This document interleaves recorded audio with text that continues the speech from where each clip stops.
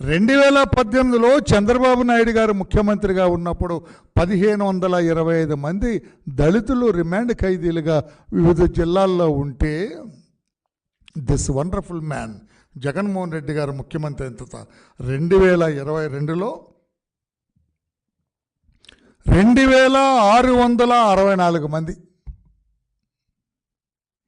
ఉన్న వాళ్ళలో 52% మా దళితుల ఎస్సీ మాలా మాదిగలా ఉంటున్నారు. వై? ఎందుకు ఇంతమంది ఉంటున్నారు? ఎందుకు విచారణ జరగటం లేదు? విచారణకు వెళ్ళిన ఎందుకు తీసుకెళ్తలేదు అంటే, అయ్యా గౌరవ జగన్మోహన్ రెడ్డి గారు, మీ పోలీసులు ఛార్జ్షీట్లు వేయట్లేదు, దర్యాప్తు పూర్తి చేయటం లేదు, రిమాండ్కి పంపించి చేతులు దులిపేసుకుంటున్నారు. ఇది ఎక్కడ ఘోరం అని చెప్పి నేను అడుగుతున్నా.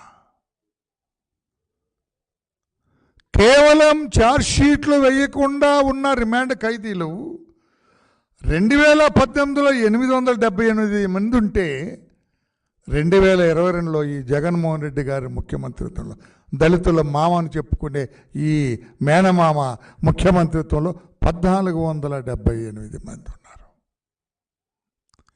ఈ దళితుల హాజరు పట్టి అగ్రకులాలేమో తగ్గింది, దళితుల్లో విపరీతంగా పెరిగింది. అంటే జైలుకి వెళ్తే మా వాడి ఘోష ఈ ప్రభుత్వానికి పట్టదు, ఈ పోలీసులకు పట్టదు, జగన్మోహన్ రెడ్డికి పట్టదు. మరి దిక్కులేని వాడు ఏమవ్వాలి? ఈ దిక్కులేని వాడు వారసులు బయట ఉన్న దళితులు ఏం చేయాలి? మరలా ఎగిరెగిరి జగన్మోహన్ రెడ్డికి ఓట్లేద్దామా? మీకు బుర్ర లేదా?